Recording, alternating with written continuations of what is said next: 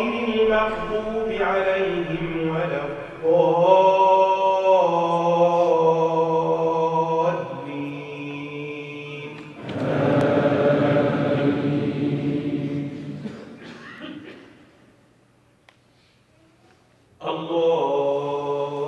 Les autres, au fond, ça raconte l'expérience migratoire de nouveaux Québécois qui sont issus de l'immigration assez récente. Et le réalisateur, Vincent, fait un survol, au fond, de ce parcours-là, mais aussi du résultat de la politique d'immigration du Québec. Tu sais, on fait un constat, est-ce que les néo-québécois réussissent à s'intégrer quand on quitte son pays pour améliorer son sort, pour trouver un emploi à la mesure de ses compétences et qu'on répond aux demandes du gouvernement du Québec? On arrive ici, et bien, qu'est-ce qui arrive justement? Bien, souvent, c'est pas la catastrophe, mais des rêves brisés, hein? Puis ça se concrétise pas toujours par un résultat positif. Et aussi, on aborde la question de l'immigration en région. Est-ce que c'est ma recette à moi qui va permettre de sauver les régions, le vieillissement de la population, le manque de main-d'œuvre? Bref, les constats, quand on fait la conclusion de tout ça, sont pas très positifs, mais réalistes. Moi, je pense que le but du documentaire, c'est d'être réaliste sur cette aventure-là migratoire au Québec.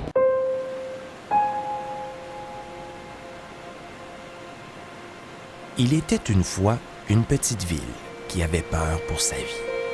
Le 14 décembre 2004, 850 travailleurs y perdaient leur emploi, comme ça, sans avertissement.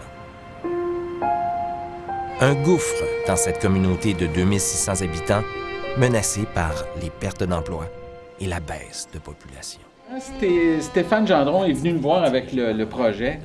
On s'est dit qu'un film sur l'immigration avec Stéphane Gendron et Vincent Audenado, ça serait sûrement intéressant, étant donné le point de vue unique de Stéphane Gendron. Une fois le film fait, je suis à même de constater que de donner du temps à un tel sujet était nécessaire. C'est d'avoir 2 heures sur le sujet de l'immigration.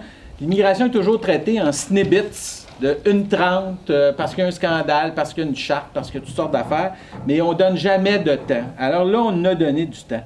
Et on est très content de pouvoir offrir un point de vue différent sur des enjeux devenus brûlants depuis le temps où on a décidé de faire le film.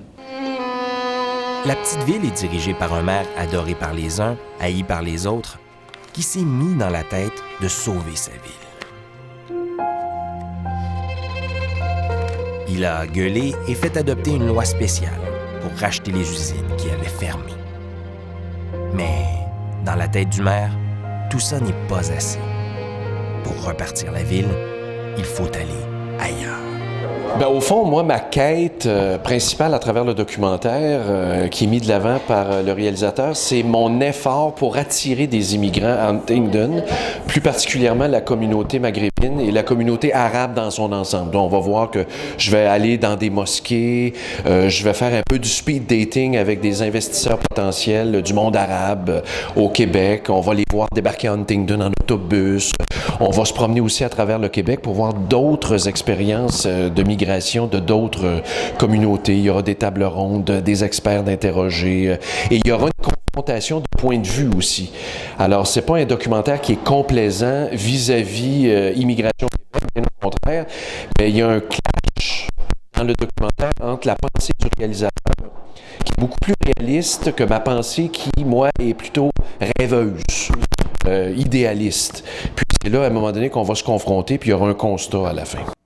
Des fois, dans les entrevues, quand j'ai vu des personnes, j'ai dû arrêter l'entrevue 3 et 4 fois parce que les personnes pleurent. Parce qu'ils avaient des attentes vraiment supérieures à ce qu'ils vivent. J'ai vu une femme algérienne qui était venue au Canada parce qu'on lui a dit que le Canada était un pays ouvert et même si vous portez le voile, ici, on ne porte pas d'attention à ça, contrairement en France ou à des pays européens, que vous allez trouver un emploi. Et puis, à chaque fois qu'elle va dans une entrevue, dans une université, ça s'arrête là. Et pourtant, je peux vous dire que quand j'ai vu son CV, je suis resté bouche bée. J'ai déjà réalisé un documentaire qui mettait Stéphane Gendron en vedette il y a quelques années de ça, qui s'appelait « Fous de leur village ». Un documentaire sur les villes mono-industrielles, le déclin des villes mono-industrielles au Québec.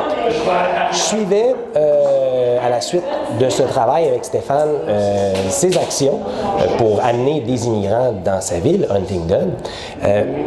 Et en même temps que j'entendais parler de tout ça, ben, j'ai lu un livre fascinant qui s'appelle « Le remède imaginaire » de Guillaume Marois et Benoît Dubreuil sur la politique d'immigration du gouvernement du Québec.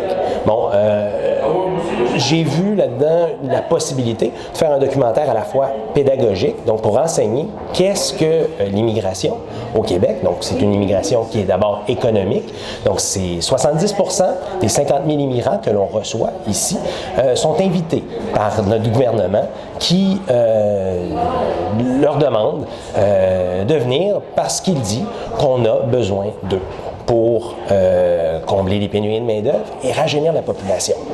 Donc, moi, j'ai voulu mettre de l'avant aussi un paradoxe, le paradoxe de l'immigration économique. Donc, on dit aux gens de venir ici, et puis rendus ici, bien, leurs compétences ne sont pas reconnues à leur niveau.